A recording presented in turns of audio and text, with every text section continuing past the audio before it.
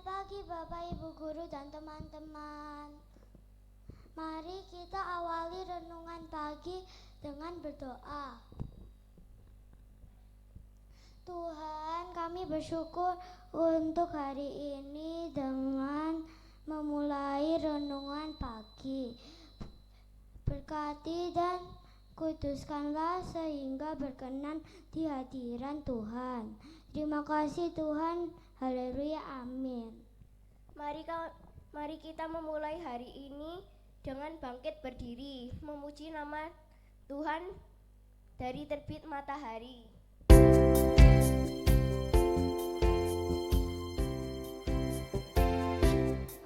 Dari terbit matahari sampai pada masuknya nama Tuhan dipuji.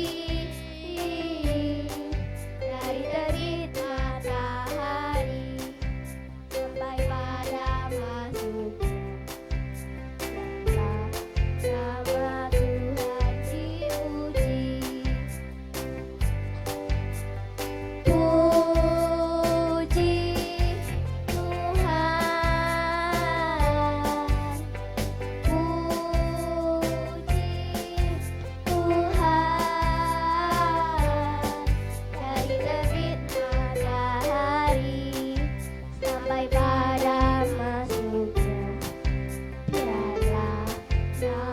Tuhan dipuji.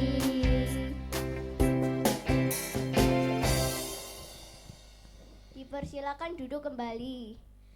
Sebelum merenungkan firman Tuhan, mari kita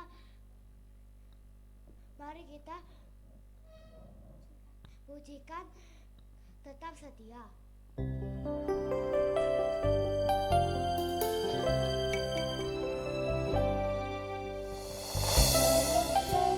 Wanita menggurapimu, menangis di bawah kakimu. Demikian hidupku mau mengasihimu. Yesus, Engkau baik bagiku. Sampai akhir ku menutup mata, ku tetap setia menanti janjimu.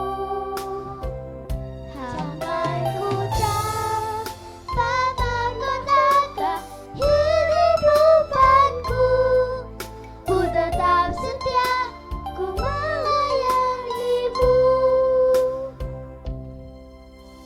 Seperti wanita menggurapimu, menangis di bawah kakimu. Demikian hidupku mau mengasihimu. Yesus, Engkau baik bagiku. Sampai akhir ku menutup mata, ku tetap setia menanti janjimu.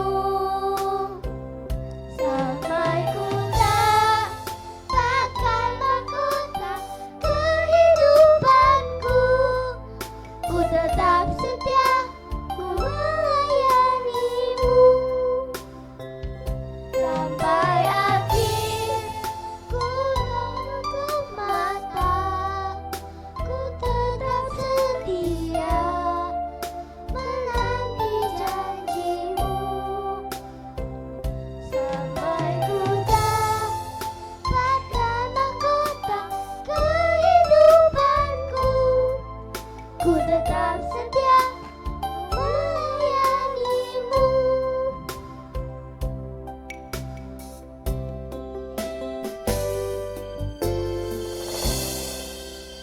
Kepada Bu Novi dipersilakan.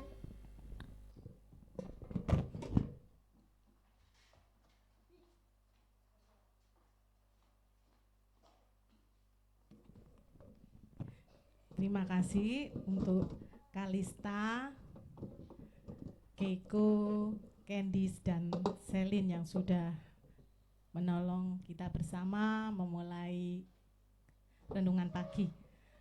Mari sebelum kita renungkan firman Tuhan, kita akan siapkan dulu Alkitabnya, bacaannya hari ini dari Kisah Para Rasul 2. Kita akan baca ayat 44 sampai dengan 45. 44 sampai pasal 2, Kisah Para Rasul pasal 2 ayat 44 sampai dengan 45. Mari kita berdoa terlebih dahulu. Sungguh Tuhan, kami bersyukur pagi ini kami boleh memulai hari kami dengan beribadah di hadirat Tuhan. Kami mau merendahkan diri kami, mau merendahkan hati kami untuk terbuka, diisi dengan firman-Mu ya Tuhan. Biarlah kebenaran firman-Mu semakin menguatkan iman kami untuk tetap teguh berpegang kepada Tuhan kami Yesus Kristus, dan kami boleh siap untuk melakukan firman ini dalam hidup kami sehari-hari. Tuhan, kami juga berdoa buat hamba-Mu yang akan menyampaikan firman-Mu, biarlah seturut dengan kehendak Tuhan, dan biarlah Tuhan sendiri yang turut campur tangan menolong hamba-Mu. Kami menyerahkan pemberitaan firman pagi ini hanya di dalam nama Tuhan kami Yesus Kristus. Amin. Kita akan membaca dari Kisah Para Rasul 2 ayat 44 sampai dengan 45. Bu Novi akan bacakan untuk kita semua. Dan semua orang yang telah menjadi percaya tetap bersatu, dan segala kepunyaan mereka adalah kepunyaan bersama. Dan selalu ada dari mereka yang menjual harta miliknya, lalu membagi-bagikannya kepada semua orang sesuai dengan keperluan masing-masing. Kita akan fokus pada ayat yang ke-44, dan semua orang yang telah menjadi percaya tetap bersatu, dan segala kepunyaan mereka adalah kepunyaan bersama. Berbahagialah setiap kita yang tidak hanya membaca, tapi boleh melakukan dalam hidup kita sehari-hari. Tema renungan pagi ini adalah memuridkan. Pak Ibong sudah bercerita pada hari Selasa ya, tentang bagaimana cara hidup jemaat yang pertama atau mula-mula. Kalau menurut Kamus Bahasa Indonesia atau terjemahan dari memuridkan adalah ada dorongan kita belajar sebagai murid Tuhan dari dalam diri, kita mau mengimplementasikan, kita mau tidak hanya percaya pada Tuhan Yesus, tetapi kita juga menjadi pelaku-pelaku firman-Nya. Ketika kita sendiri sudah melakukan firman, proses selanjutnya adalah kita bisa mengajak orang-orang sekitar untuk mau jadi murid Tuhan Yesus. Ini yang terjadi pada jemaat yang pertama. Bagaimana para rasul yang sudah menerima atau sudah menerima kasih Tuhan dan percaya pada Tuhan, dia hidup benar seperti yang sudah Tuhan contohkan. Setelah itu mereka bisa mengajak orang lain untuk menerima atau percaya pada Kristus. Pada bagian yang kemarin juga disatakan bahwa mereka memberi diri untuk dibaptis, dan orangnya yang percaya itu banyak sekali. Disebutkan di ayat 41 kira-kira 3.000 jiwa. Dan nanti pada bagian berikutnya kalian juga akan belajar bagaimana jemaat yang 3.000 jiwa ini akan bertambah atau bertambah banyak. Bagaimana prosesnya? Kita akan tunggu kisah selanjutnya. Tapi di sini dikatakan dan semua orang telah menjadi percaya, yang telah menjadi percaya tetap bersatu.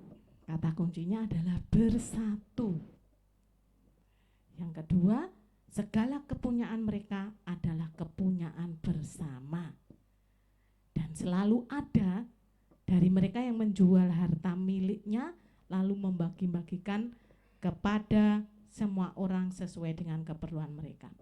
Jadi dari ayat di sini, dari bacaan ini kita belajar yang pertama, kalau kita ingin jadi anak Tuhan atau jadi murid Tuhan, kita harus punya kesatuan hati bersama dengan komunitas kita.